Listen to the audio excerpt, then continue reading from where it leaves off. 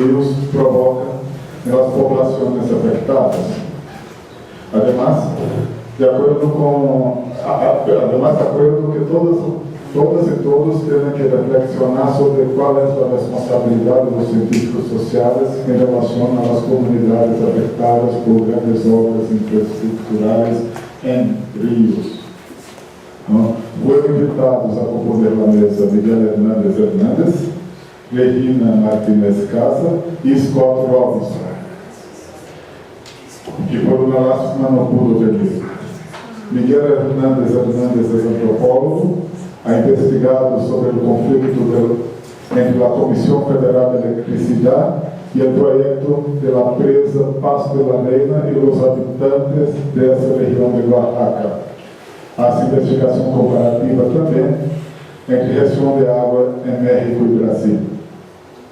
María Regina Martínez Casas es profesora de Antropología Ciesas y ha investigado los resultados de los reacómodos de poblaciones indígenas y campesinas en el Alto Papaloapan, originados por la presa Miguel Alemán, o Temascal, y la presa Cerro de Oro, o Miguel de la María. Scott Robinson es profesor investigador titular del Departamento de Antropología de la UAM Iztapalapa.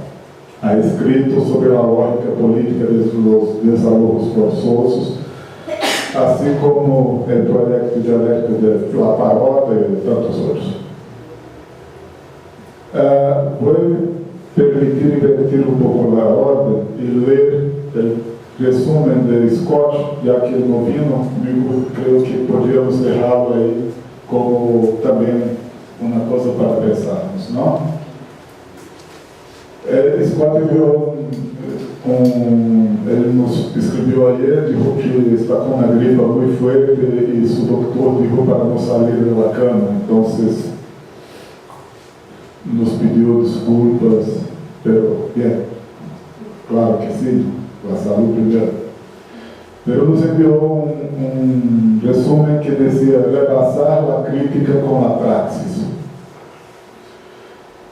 Los megaproyectos no van a desvanecer ante nuestra justificada crítica sobre una exploración y justicia sistémica y despojo inherente a los mismos. Constituye un escenario de poder donde los científicos sociales dispuestos a actuar, comprometer su credibilidad, producir propuestas y negociar políticas públicas, evaluaciones de impactos sociales y criticar con dados las acciones negligentes de representantes de instancias federales responsáveis de respeito a marcos legais, de regras de operação e os términos de contratos com empresas privadas. Implica realizar uma etnografia do contratismo pegada ao clientelismo e assumir uma posição, produzir trabalhos dignos de acordo à la misma, proponer com firmeza reformas à distribuição e acesso ao poder em las conjunturas específicas de projetos concretos e significa rebasar a crítica com praxis. E ele se apresenta como Scott Robinson, membro da União de Científicos Comprometidos com a Sociedade. Eu gostaria de marcar ou guardar a questão da necessária tomada de posição e de produzir trabalhos dignos. E, em consequência, a maneira como ele se apresenta, parte da União de Científicos Comprometidos com a Sociedade. Creio que isso é fundamental para essa mesa.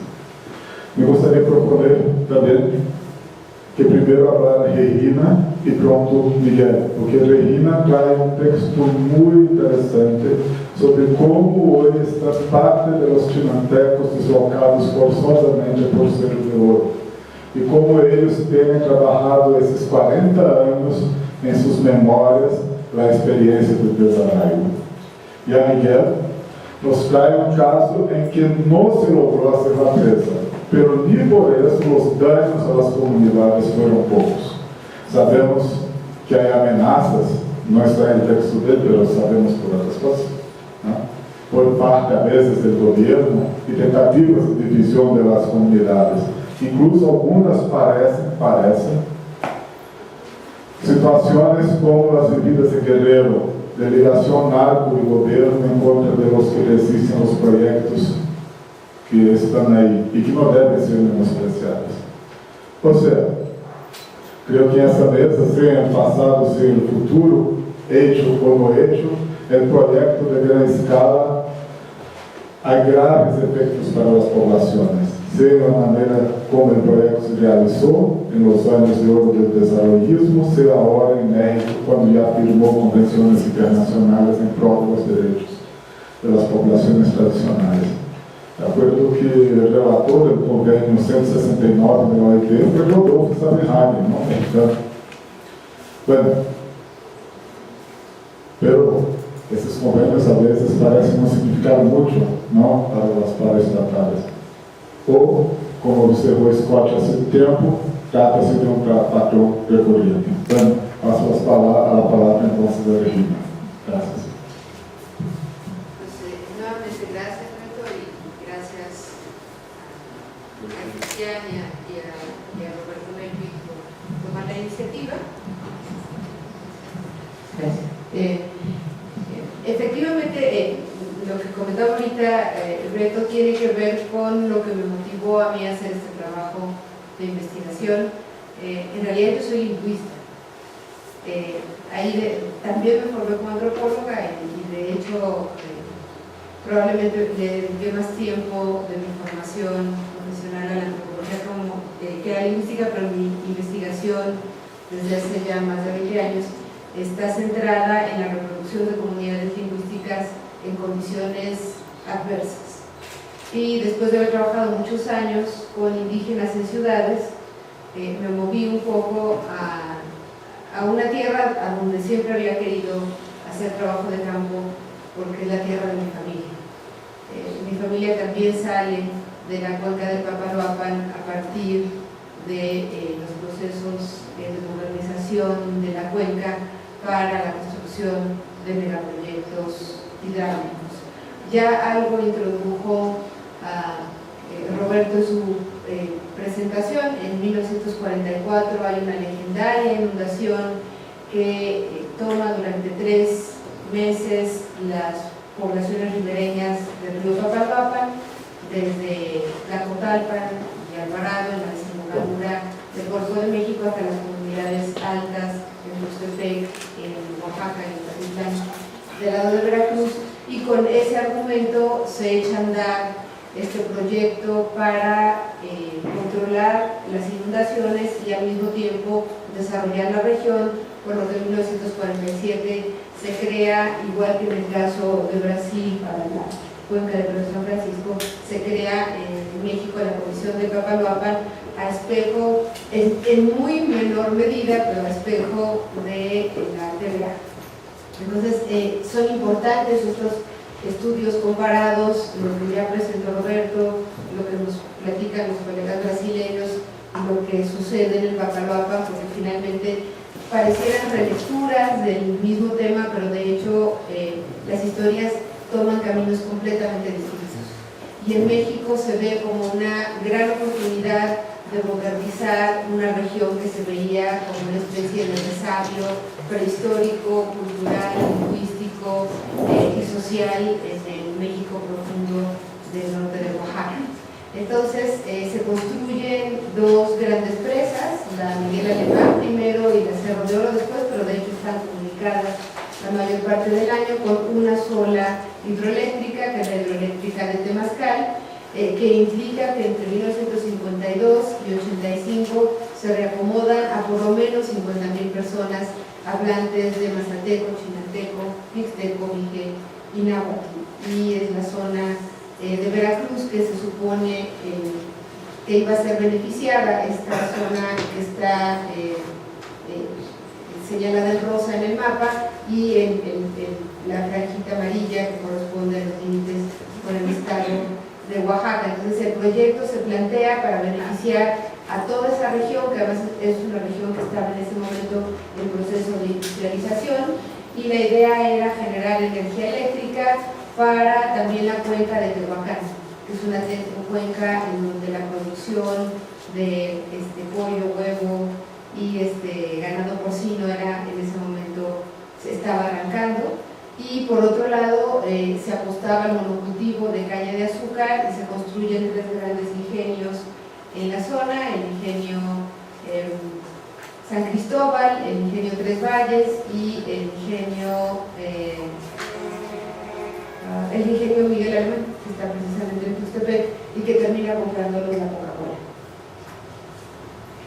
Entonces, bueno, el planteamiento en la Comisión del Papaloapan fue desde el inicio contratar a científicos sociales, y de hecho tengo que agradecer, estas fotografías son originales, tomadas en los años 50 por un lingüista y antropólogo norteamericano, Roberto Loughlin, que viene a hacer su trabajo, sus prácticas de campo, y que se incorpora al equipo que encabeza Villarrojas, y en el que también participa Roberto Escaldejario.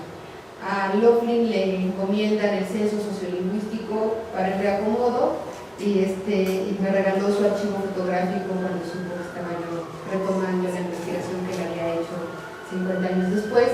Entonces son fotografías todas las que van a ver que fueron desarrollándose a lo largo del nacimiento de la Comisión del Papaloapan, en donde después se incorporan también 2 científicos sociales muy reconocidos en México, Miguel Bartolomé y Alicia Baradas. Entonces, esto tiene que ver con la pregunta que nos estaba haciendo Beto desde el principio: ¿qué papel jugamos los científicos sociales? Bueno, parte de la ilusión, creo yo, de muchos científicos sociales que se incorporaron a la Comisión del Papaloapan es que compraron la idea de que sí les iban a hacer caso. Ya ahí hace un momento lo señalaba, y de hecho ahora conversando con Rodolfo, con el propio Roberto Loughlin, en menor medida con Alicia y Miguel, pues se sintieron utilizados con el paso de los años, y por eso Miguel y Alicia escriben este libro crítico de denuncia sobre la presa Cerro de Oro. Pero cuando uno lee, por ejemplo, las etnografías que escribe Villarrojas en la época, de hecho son una justificación al reacomodo de las comunidades indígenas, porque se van a modernizar, no solo en términos culturales, y hay una frase muy célebre de Villarrojas en donde él plantea que se va a lograr en el transcurso de unos cuantos meses la castellanización que en otras condiciones hubiera tomado 3 generaciones.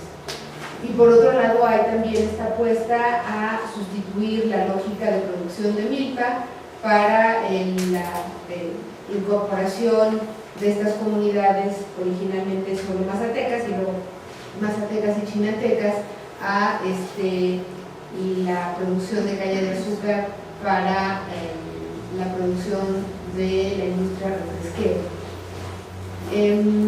El traslado en la mayor parte de los casos se realizó de manera violenta, y parte de mi trabajo ha sido no solo documentar qué ha sucedido con las lenguas de estas comunidades, sino cómo se ha reconstruido a partir de las narraciones de los abuelos transmitidos a los hijos y a los nietos sobre el proceso mismo de reacomodo. Y el recuerdo invariable es la violencia con la que se produjo el proceso de comunicación, en donde, si ustedes alcanzan a ver en las fotografías, lo que lleva a la gente son pequeños bultos: es un morral, una maleta, una gallina. No pudieron llevarse más que muy pocas pertenencias, y llegó el ejército, en algunos casos con camiones, en otros casos con lanchas, a trasladar a la gente, pero se calcula que en el proceso por lo menos 2.000 personas murieron por diferentes razones, algunas porque se negaron a dejar sus viviendas al momento de la inundación, y otros porque fallecieron en el proceso de traslado. La gente lo que plantea es que muchos de ellos murieron de tristeza. Y ahí aprendí un término nuevo o un uso nuevo de todas estas categorías lingüísticas asociadas a sentimientos de aflicción. Parte de la preocupación de las personas tenía que ver con la desincorporación de las familias extensas. Como parte del proyecto social, se planteaba como un experimento, ya se lo mencionaba, era que las familias extensas debían ser desagregadas para ser ubicadas en diferentes localidades con base en familias nucleares. Entonces eso rompía la dinámica de organización familiar tradicional de 3 generaciones, que era muy importante para todos los pueblos mazatecos y chinantecos, y entonces el reacomodo, digamos, desagregando familias extensas, tuvo también consecuencias lingüísticas. Estas lenguas chinantecas tienen mucha divergencia entre variedades dependiendo de las comunidades, porque es una zona lingüísticamente muy compleja por lo accidentado del territorio en la Chinantla, y entonces pues resulta que entre comunidades relativamente cercanas en términos geográficos la inteligibilidad lingüística es baja. Entonces parte del experimento fue poner a personas que no hablaban las mismas variedades lingüísticas viviendo en las mismas comunidades, con la idea de que eso iba a obligar a los procesos de castellanización. La idea de que este era este gran ejercicio de modernización en donde se asociaba la producción de energía eléctrica en volúmenes a los que no se estaba acostumbrado en el México de los años 50, junto con la modernización de las comunidades, implicó pues un diagnóstico social muy detallado que arranca precisamente a mediados de los años 40 y que continúa hasta la desaparición de la Comisión de Papaloapan en los años 80. Entonces, la ventaja para poder hacer un estudio de cómo se impactó en términos sociales a toda la región es que permite ir reconstruyendo familia por familia lo que fue sucediendo en una buena parte de estas comunidades, incluyendo a las familias que no eran indígenas y que también radicaban en la zona y fueron desplazadas. El título de mi trabajo originalmente tenía estos dejos narrativos, porque es la frase que más me repitieron los viejos, y es: nomás nos vinieron a dejar aquí. Hubo esta sensación de tener que abandonar sus tierras, que estaban ya en ese momento bajo el agua, y la ventaja, entre comillas, de la segunda y la tercera etapa de este proyecto de construcción de presas, ya que se termina el vaso de la presa Miguel Alemán para hacer las 2 etapas de Cerro de Oro, que de hecho se construyen en 2 momentos diferentes, es que los chinantecos reportan haber aprendido de la experiencia de los mazatecos.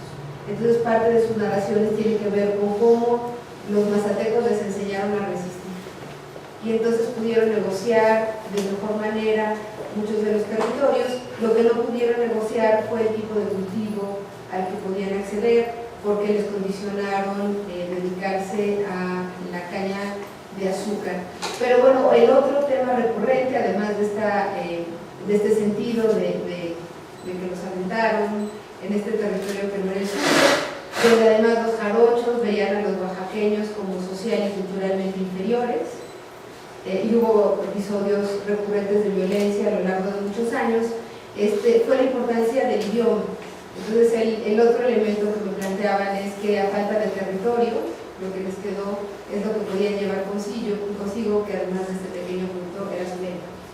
Entonces, una parte importante del proceso de reconstrucción de las comunidades fue el reconocerse como una comunidad lingüística. Ya mencionaba hace un rato Roberto en su intervención que además de la experiencia del TBA, se recuperaron también experiencias desarrolladas en la Unión Soviética. Entonces un ingeniero que encabezó por años la Comisión de Papaloapan, el ingeniero Tamayo, se pasó una temporada larga en los diferentes proyectos que se habían llevado a cabo en la URSS, y ahí recomendó que para evitar que la gente mantuviera sus supersticiones había que quitarle el nombre histórico a las comunidades, y que entonces las comunidades tenían que llevar en lugar de nombres números. Y por eso en toda la zona de reacomodo, tanto en los Ixpanapa como en la región de los Naranjos, cerca de Tierra Blanca, Veracruz, las comunidades se llaman poblado 1, poblado 2, poblado 5, poblado 14, poblado 15. Con el paso de los años la gente pues no se quedó con esos números, entonces ahora hay un lío en términos legales con el gobierno veracruzano, porque para el IFE, para la Secretaría de Educación, para las autoridades municipales, las localidades se siguen llamando poblado 1, poblado 2, poblado 5, pero la gente ya les puso nombre, entonces ahora se llaman Los Ideales, se llama Nuevo Oaxaca, Nuevo Ixcatlán, o sea, recuperaron los nombres de las localidades de donde provenían en Oaxaca y por encima de donde dice poblado 1, uno puede encontrar letreros tachados donde la gente pone Nuevo Ideal de arriba, pero en su credencial de elector, pues lo que dice es poblado 1. Y lograron negociar con la Secretaría de Educación para que las escuelas en los 5 poblados de la región más cercana al Papalhuapan, que se conoce así como Los Naranjos, que de hecho abarca 3 municipios, Tierra Blanca, Tres Valles y Cosamaloapan, las escuelas sí recuperaran el nombre de las localidades según los propios chinantecos. Entonces ahora los certificados de primaria y de secundaria que se emiten en esas localidades no los reconocen las autoridades educativas, porque los pobladores presionaron para que hubiera educación bilingüe en la región y que se contrataran profesores hablantes de chinanteco y que las escuelas se llamaran Escuela Nuevo Ideal de Arriba, pero luego cuando los muchachos llegan con esos documentos, por ejemplo, a hacer un examen de ingreso a la Universidad Veracruzana para el bachillerato, dicen, no, esa escuela no existe, aquí la mía que tenemos reportada con esa clave es la escuela de poblado. Entonces hay esto que hace rato ya se planteó sobre la mesa de un esfuerzo por apropiarse de los proyectos de parte de las comunidades, pero también una fuerte resistencia del gobierno, que era lo que nos planteaban ahí, de quienes toman las decisiones para que los esfuerzos de los sujetos para recuperar el vínculo afectivo con los territorios tenga efecto. Entonces, bueno, sí es interesante ver cómo de cualquier manera la gente insiste en seguir resistiendo. Y bueno, eso ha implicado que se desarrollen, y perdón que les hable de escenarios sociolingüísticos, pero en parte es lo mío, se han desarrollado diferentes escenarios sociolingüísticos que son muy interesantes para documentar y que forman parte de estos impactos sociales. A pesar del buen oficio de Villarrojas, que buscó la castellanización de las comunidades, de hecho, solamente una tercera parte de las comunidades se castellanizaron. El resto de las comunidades lo que han desarrollado son escenarios donde el multilingüismo es lo que prevalece. Hay muchos matrimonios mixtos ahora con las nuevas generaciones, y entonces hay hogares en donde los abuelos hablan una variedad de chinanteco diferente de la que se habla en la localidad, pero una hija se casa con un mazateco y entonces en el hogar se habla el chinanteco de los abuelos, el chinanteco de la madre y el mazateco del padre, y aparte se habla castellano. Entonces es interesante lo que ha sucedido en términos de estos contextos multilingües que le apuestan precisamente a la lealtad a la lengua, como ellos mismos le dicen, a falta de territorio. Y incluso en aquellas localidades en donde los hablantes de lengua indígena eran minoría, porque también llegaron a estas localidades de reacomodo jarochos, como les llaman ellos, es decir, habitantes de otras regiones de Veracruz que supieron que había tierra disponible y proyectos en donde se financiaba la siembra de caña de azúcar. Incluso en esos espacios, originalmente yo había encontrado un fuerte desplazamiento del castellano, y lo que me estoy encontrando muy recientemente es que están tratando de recuperar el chinanteco. Entonces, bueno, simplemente quiero cerrar con unas breves reflexiones. Creo que más que un proyecto modernizador, las presas del Alto Papalhuapan lo que implicaron fue un proceso largo y violento que atentó contra docenas de comunidades indígenas en Oaxaca, pero también incluso contra las propias poblaciones de la cuenca del Papalhuapan y Veracruz. Y bueno, esta idea de que se trataba de un experimento social no solo vulneró los derechos de estas comunidades, sino lo que generó fue también reacciones muy interesantes de resistencia por parte de las mismas que siguen en negociación con las autoridades a nivel local y a nivel federal. Ya no existe la Comisión del Papaloapan, pero el gobierno del estado de Veracruz sí mantiene una oficina en la ciudad de Miguel Alemán, que está en Uruguay. Y bueno, la experiencia de la resistencia lingüística, que es a mí la que más me interesa, da una beta de investigación para poder entender estos mecanismos de resistencia social. Algo parecido documentan ahí en su trabajo también con las mujeres más altas. Sin embargo, la precariedad en la que se reproducen estas comunidades implica un fuerte riesgo social. Yo hablo de riesgo lingüístico, pero en general de riesgo social, y de hecho las presas que fueron fundamentalmente justificadas para controlar los fenómenos de inundación no los han controlado.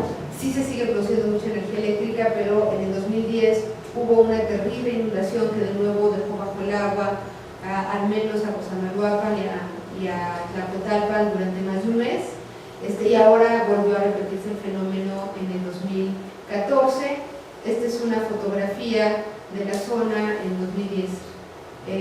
Y la siguiente es una fotografía muy dramática de uno de los chinantecos, que lo único que puede salvar después de la nueva inundación es la imagen de sus actos, que es algo con lo que viven obsesionados.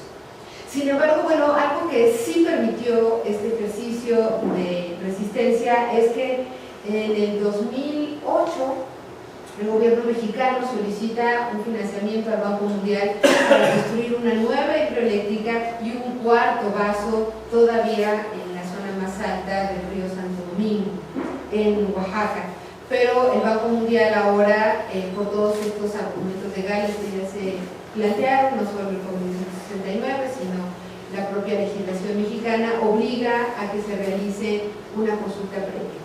Gracias a que hay ahora científicos sociales que forman parte de las mismas comunidades y algunos metiches como una servidora, forzamos a que se hiciera la consulta previa en el 2012 con el financiamiento del propio Banco Mundial, y lo que se demostró también con un grupo de ingenieros, no solo los científicos sociales están socialmente comprometidos, sí hay algunos ingenieros que se tomaron esto en serio. Demostraron que era mucho más económico desasolvar las turbinas de la hidroeléctrica de Temazcal que construir un nuevo vaso y una nueva cortina.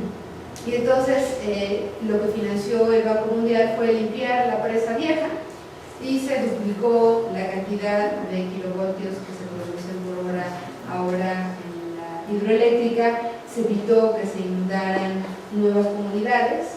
Y la ventaja es que, bueno, esto también le permitió a los propios chinantecos sentirse empoderados, aunque de hecho sí costó al menos una vida, probablemente costó más, pero sí sabemos que costó la vida de don Catarino, que es un viejo líder chinanteco que estaba peleando justo porque se llevara a cabo esta consulta.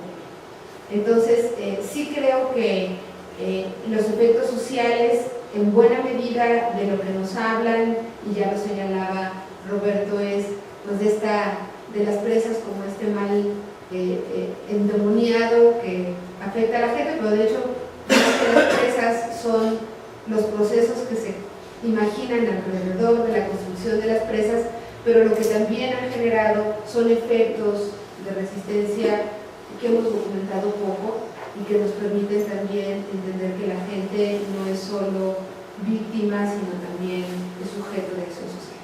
Entonces yo con esto termino mi intervención.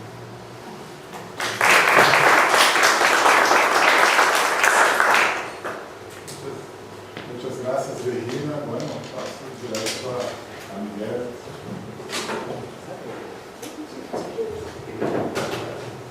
Sí, por eso.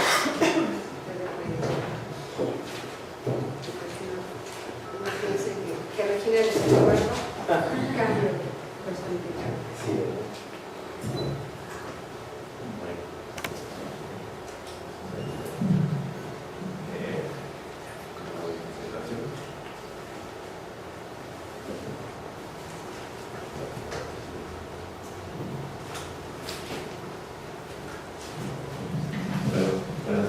que nada yo quisiera agradecer la invitación a los organizadores, especialmente a Roberto, quien fue mi maestro durante mi formación como estudiante de maestría aquí en el CIESAS de DF, a Regina, a Roberto, a todos los que me contactaron por este espacio para compartir un poco de lo que yo investigué a lo largo de más o menos ya unos 5 años que previo al ingreso a la maestría estuve haciendo investigación justo para un proyecto de desarrollo en Paso de la Reina.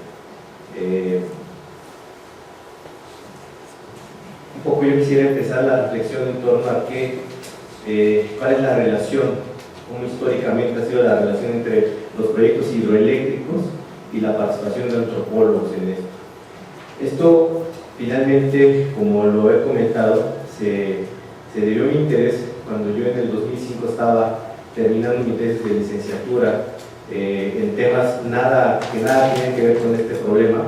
Justo hice una tesis sobre sociolingüística desde una perspectiva antropológica histórica, porque justo mis papás son de la región donde se está hablando, de donde se pretendía implementar este proyecto. Fui a CIESAS de Oaxaca, visité al doctor Salomón Atmat y justo me hizo la invitación a participar en este proyecto.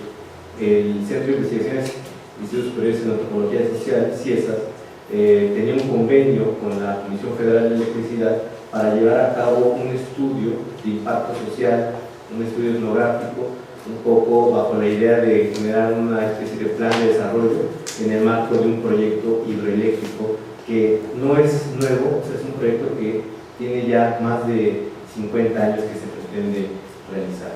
Pero en esta idea de entender cómo hemos participado los antropólogos en este tipo de proyectos, identifiqué por lo menos 3 momentos centrales de nuestra participación. Uno, y que estos 3 momentos están asociados, están vinculados a la manera en la que se ha constituido el Estado mexicano.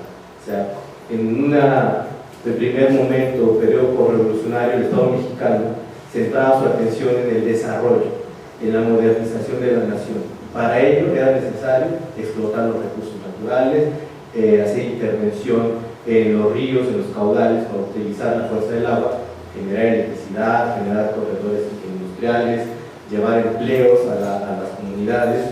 Y en este primer momento, las prácticas del Estado se caracterizaron, como lo ha expresado ya Regina en su participación, por la imposición, pero una imposición violenta, una imposición en la que incluso no se consideraba la opinión de la gente, el sentido de la gente, únicamente se fortalecía este argumento nacionalista de que era por el bien de la nación, el bien de los mexicanos, la generación de energía eléctrica, ¿no?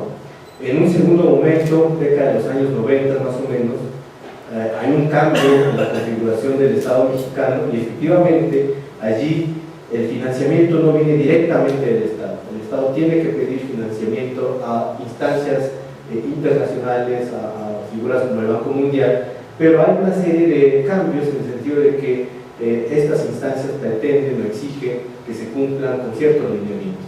Entre estos lineamientos están pues que haya un proceso de consulta, un proceso de diálogo, de negociación, y para ello fue muy importante la participación también de antropólogos. En un primer momento, ahí nada más quisiera acotar que el Estado, con esta fuerza que tenía, se valía de sus propias instituciones para involucrar antropólogos en sus proyectos de desarrollo. En ese sentido, el Instituto Nacional Indigenista, por ejemplo, fue la instancia gubernamental en la que extraía antropólogos para trabajar en esos procesos de relocalización, reubicación de poblaciones afectadas, ¿no? Pero esto, una vez que los proyectos ya se estaban construyendo, una vez que ya se estaban construyendo las cortinas, incluso ya cuando se estaba pretendiendo desplazar a la gente. En este momento se recurre también a este tipo de instancias como el INPI, pero también empiezan a aparecer otro tipo de figuras como consultores externos, donde también participan antropólogos. Justo Scott Robinson, Salomón Atmat, fueron figuras importantes durante los procesos de la construcción de las presas de Zimapán y Aguamilpa, en donde ellos estuvieron generando, observando, viendo cómo se estaban llevando a cabo las negociaciones, viendo si se respetaban o no los acuerdos con las comunidades. Y del otro lado, el INI también tenía antropólogos, estudiantes, muchos de ellos, que también estaban realizando, digamos que la labor de convencimiento, de diagnóstico, de cómo estaban las comunidades y qué era lo que necesitaban. Es una experiencia interesante en el sentido de que creo que por primera vez en la historia de la implementación de presas en México se considera o se trata, por lo menos, de tomar en cuenta recomendaciones de antropólogos. Y existen una serie de testimonios en el sentido de que sí, hubo una sensibilización mayor, pero a lo largo de los años, y por eso vale la pena hacer lo que comenta Regina, dar un estudio en términos de retrospectiva para ver qué es lo que ha pasado y si sí se cumplieron esos acuerdos o cómo se modificó la vida de la gente en esa región.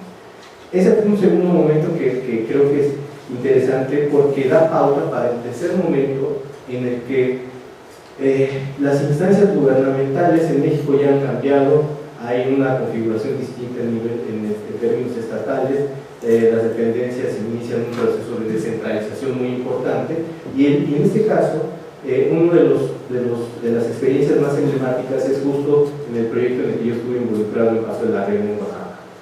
Y lo digo porque finalmente la Comisión Federal de Electricidad pretendía construir una presa, una hidroeléctrica, pero el modelo, la estrategia cambió. O sea, allí se pretendía llevar a cabo procesos de consenso, de participación, de consulta, de información. Incluso se pensó o se invitó a CIESA para que realizara este estudio de impacto social, estos estudios etnográficos, con miras a generar este plan de desarrollo, ¿no? Eso, digamos, que es el contexto en el que creo yo que es importante analizar cómo ha sido la implementación de los proyectos en tres diferentes momentos, que puede haber más, ¿no? Pero en esas etapas nos hemos movido quienes hemos participado en ese tipo de proyectos. En la costa de Oaxaca, ya hablando del proyecto Paso de la Reina, porque es este tercer momento del que les estaba hablando, un antecedente fundamental fue la creación del Centro Coordinador Indigenista de la Mixteca en el 54, porque en función de su implementación como modelo bueno, ustedes ya saben, del proyecto indigenista, integrador, integración de las comunidades indígenas de la nación, había una serie de planes entre los que destacaban la castellanización, la construcción de caminos, ¿no? La construcción de infraestructura, digamos que esta idea de la modernidad implementada en estas zonas que para la década de los años 50 estaban totalmente, si no aisladas, no había manera de acceder tan fácilmente como ahora sí, ¿no? Y otro tercer momento, otra tercera antecedente es finalmente la elaboración de un plan para esta región específicamente. Roberto ya hablaba hace un momento del modelo del TVA que fue prácticamente replicado o se intentó replicar con la formación de estas comisiones, las cuencas de Papaloapan, y aquí dice que ya hay un virus está censurando. Bueno, y eso es muy interesante en el sentido de que estas comisiones que tienen se fijan en este modelo de la TVA, por ejemplo, que pretenden generar el mismo modelo de desarrollo para la explotación de ríos, ¿no? El Comité de Cuencas del Balsas en el 61 planteaba básicamente la idea del aprovechamiento de los recursos hídricos, la creación de infraestructura y el establecimiento de corredores industriales, no solamente en esa región, en todas, pero específicamente esta comisión en la parte del río, en la cuenca del Río Verde, es lo que quería. Y bueno, aquí hay un testimonio, en el estudio que se hizo en este periodo, ustedes lo voy a leer así de manera muy rápida, dice: la región cuenta con importantes recursos naturales inexplotados, que para su aprovechamiento exigen la construcción de obras públicas de distinto tipo, preferentemente comunicaciones, desarrollos hidroeléctricos y obras para el riego. Sin embargo, el simple desarrollo de la infraestructura de las actividades primarias no sería suficiente para asegurar a la población niveles de vida semejantes a los que pueden alcanzarse en otras partes del país. por lo que será necesario pensar en los establecimientos industriales que transformen las materias primas para la propia región, para que la propia región aporte como base, como base del desarrollo económico de la zona. O sea, y es un poco la idea del Estado Nacional Mexicano para ese tiempo de modernizar, utilizando, valiéndose de estos recursos que hay en esta región. Ese fue el primer antecedente, el primer estudio que se hizo en esa región. Se retomó con el proyecto que le llamaban el proyecto Iztayutla. Ahí sí la Comisión Federal de Electricidad retomó esos estudios para llevar a cabo, para construir la presa en Iztayutla, una región que está más en una zona encañonada, en una parte muy caracterizada por las montañas que hay allí. Sin embargo, no pudieron implementar en ese primer momento, porque al final este proyecto sí consideró la inundación de un poblado, el desplazamiento de un poblado, pero allí es importante decir que ya había un antecedente de organización de oposición muy fuerte. Había un trabajo político de la Iglesia Católica, o organizaciones no gubernamentales, que tenían, digamos que, grupos de personas que estaban ya conscientes de los impactos que este tipo de proyectos podría traer a su región. Finalmente, después de una serie de conflictos, no se pudo hacer este proyecto hidroeléctrico. Y se esperaron más de 20 años, 30 años para retomarlo con el nombre del proyecto de Paso de la Reina. Ya no lo querían hacer en Iztayutla, en esa parte serrana, y decidieron bajar sobre la cuenca hacia la costa. Bueno, lo que pretendían, ahora en este nuevo modelo, en este nuevo esquema, en un contexto en donde estábamos viviendo una transición de gobierno a nivel federal, donde el discurso de los derechos humanos ya se había diseminado por el territorio nacional, por el mundo, y donde incluso había gente, activistas, que habían formado una serie de redes, no solamente en México, sino fuera de México, para garantizar que se respetaran los derechos de las poblaciones afectadas por este tipo de proyectos. Entonces, la CFE pensó en conformar una oficina de atención ciudadana previa a la construcción de la hidroeléctrica para ir recopilando demandas, inquietudes, pero también en su estrategia pensaba dar información, hacer reuniones, justo para evitar o mitigar los efectos que tiene este tipo de proyectos, que es inmediatamente el conflicto social. El ejemplo más claro y el que ellos nos hicieron saber incluso abiertamente en las reuniones que teníamos con ellos es que no querían que se repitiera el caso de la Parota, no querían que se repitiera el caso de la construcción del aeropuerto que iban a hacer aquí en la Ciudad de México, donde hubo una amplia oposición de gente, de campesinos, sectores sociales que buscaron el apoyo en otros lugares y que impidieron que se construyeran estas grandes obras de desarrollo. No querían eso. En términos discursivos se buscaba hacer las cosas de otra manera, incluso incorporando a CIESAS para hacer los estudios sociales independientemente de que se hiciera o no la hidroeléctrica. O sea, era en esencia un modelo distinto que se pretendía impulsar en esta región de la costa chica de Oaxaca. Lo interesante es, y ahí yo quiero retomar un poco los comentarios que se han hecho y que han aludido en torno a los efectos de este tipo de proyectos que hablan del conflicto social. O sea, y yo parto de la idea que el conflicto social no es generado por las hidroeléctricas, por los proyectos de desarrollo. El conflicto social es un hecho que está permanente en muchas regiones de nuestro país. Lo que hacen estos proyectos es potenciar porque hay en juego una serie de recursos, territorios, dinero, negocios, narcotráfico. O sea, la realidad es muy compleja. O sea, el conflicto social podría decirse que se potencia con estos proyectos, ¿no? Porque existe, sobre todo en esta región de la costa chica de Oaxaca, donde aquí en el mapa se ve de dónde está proyectada la construcción de la cortina, y justo de un lado, en la margen del río, hay una configuración muy diferente de comunidades con respecto a la otra. En la margen derecha, donde hay población mixteca, afrodescendientes, la propiedad de la tierra es de tipo ejidal. Ya para ese momento hay avances del programa de parcelización, todos los campesinos tienen sus parcelas, y es allí donde justo el proyecto de la CFE empieza a caminar, ¿no? Porque hay una mayor apertura, los campesinos están pensando en que a lo mejor es una posibilidad para tener una vida diferente. Del otro lado, hay una composición donde más del 80% de la población sí es indígena, son chatinos, son mixtecos, hay también nuestros descendientes, pero ahí la propiedad de la tierra es de bienes comunales. El arraigo hacia la tierra es mucho mayor, es un lugar además muy politizado, donde hay una serie de trabajo político, de organizaciones gubernamentales, Iglesia Católica, que fortalece estas redes de oposición, ¿no? Y es ahí donde la CFE jamás pudo ni siquiera realizar estudios de impacto social, y algunos ambientales los hizo a escondidas, por decirlo de alguna manera, ¿no? Del otro lado, tuvieron un poco de mayor apertura.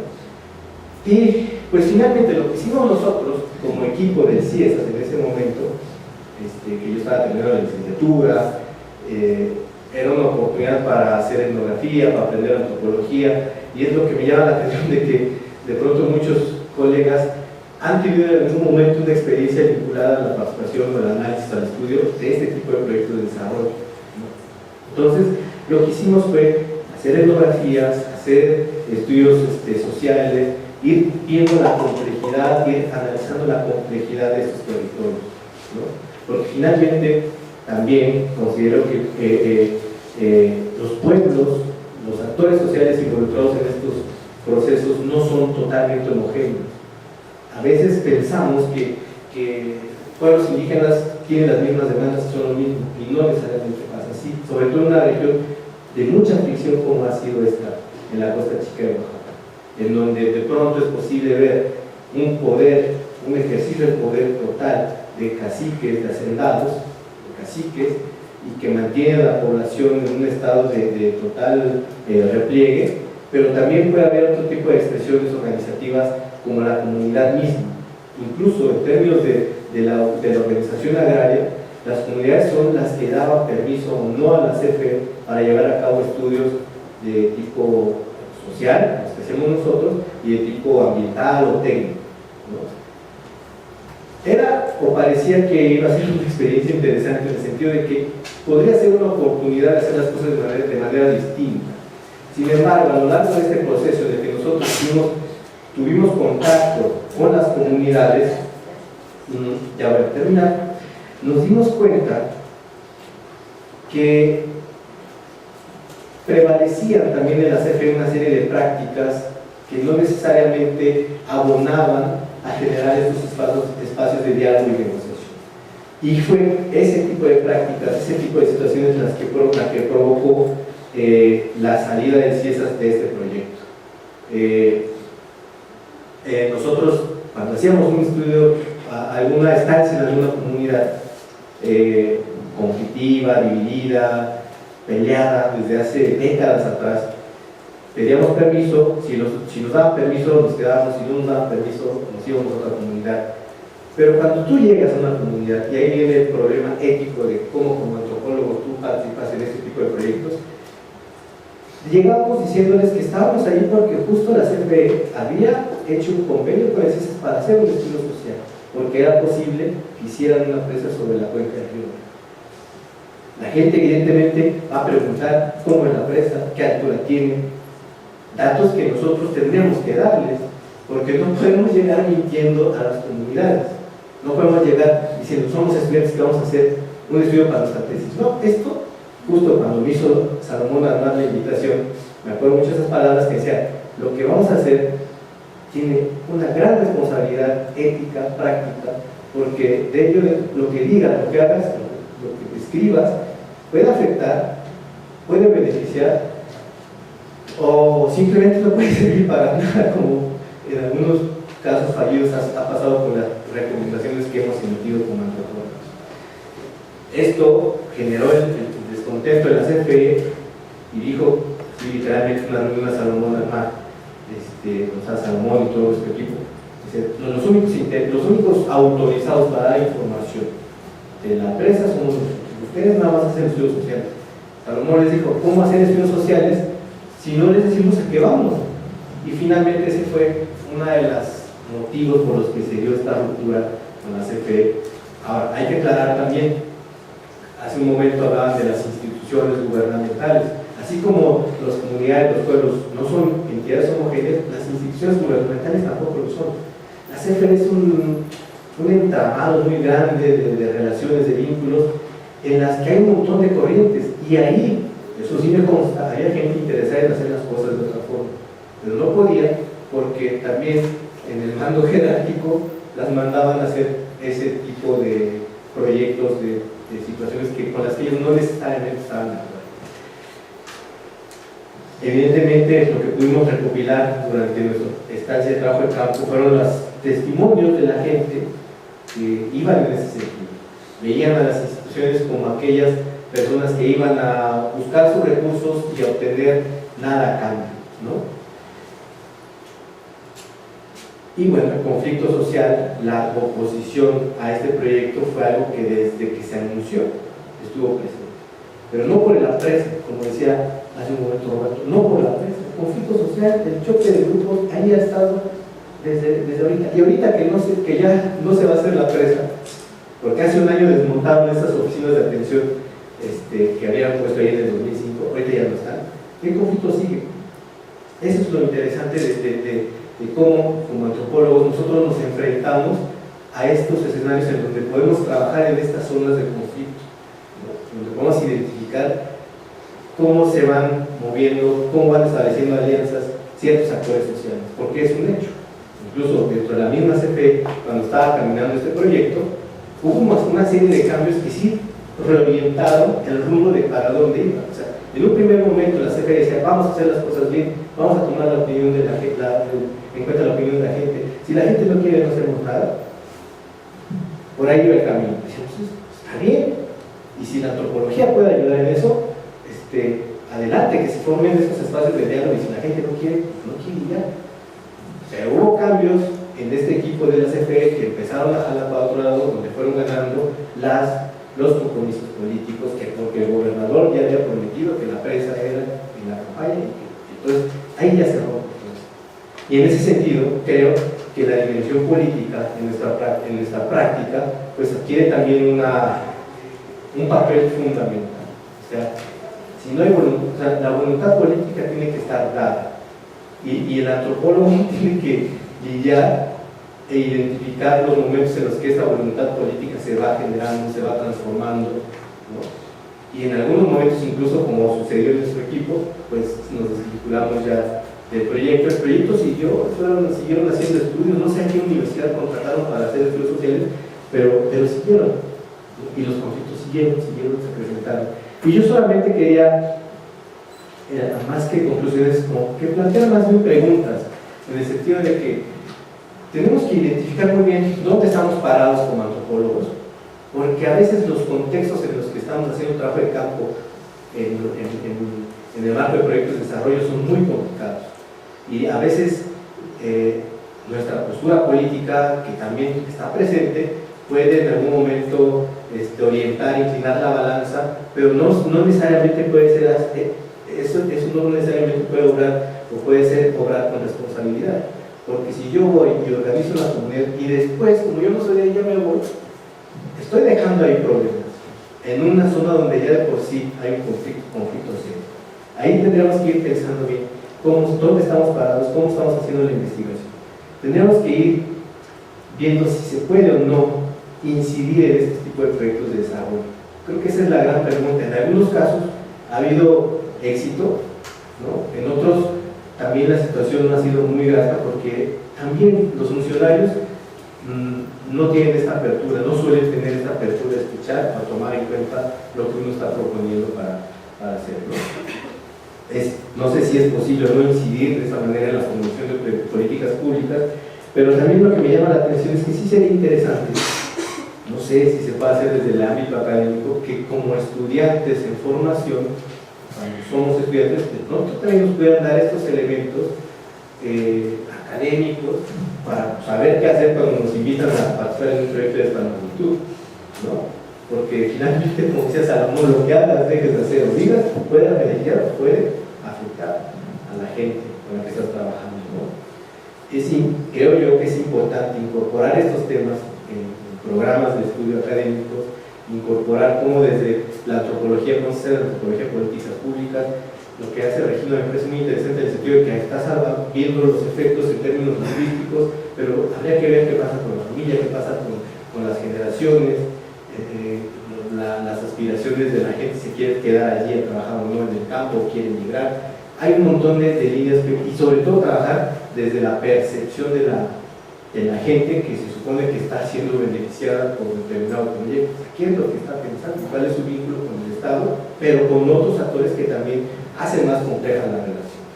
Y finalmente, un tema fundamental es, ante estos grandes reformas, proyectos estructurales o reformas como la energética, ¿qué va a pasar? Nosotros en una reunión con estos ingenieros les decíamos, oye, si la gente te da permiso de hacer la presa, ¿por qué no hacerla beneficiaria de esos recursos que se van a generar? Decían, no, porque como el Estado, la CFE es una empresa estatal, tiene que rendir cuentas a Hacienda, entonces no se puede, no podemos darles dinero a la gente. Y les preguntamos, ¿cómo sí podría haber ese beneficio? Si la CFE fuera una entidad privatizada, podríamos. Ahora, con estas reformas que se han implementado, hay esa tendencia hacia la privatización. Yo lo veo con la implementación de proyectos de desarrollo, donde la CFE o la empresa tal del extranjero llega directamente a negociar con el legislatario y si le da permiso, le da una lana a cada cuarto, pero ya no llega con la comunidad, con la asamblea de legislatarios. O sea, ante ese escenario, creo que vale la pena muy bien, vale la pena que nos vayamos cuestionando qué vamos a hacer. De pronto parecería que esta manera en la que el Estado tenía el control, a lo mejor tendríamos más posibilidad de incidir, pero si en este nuevo esquema ya no, habría que ver qué caminos podría seguir la antropología de México, y especialmente la antropología aplicada, la antropología de la política pública, que es lo que a muchos nos está interesando, porque son los grandes problemas que estamos teniendo ahorita, con el agua, con la generación de energía eléctrica, todos la necesitamos. Ese es el gran dilema. ¿Cómo hacer que este proyecto funcione con energía eléctrica sin que se afecte a otros? ¿No? Bueno, sería todo por el momento y muchas gracias.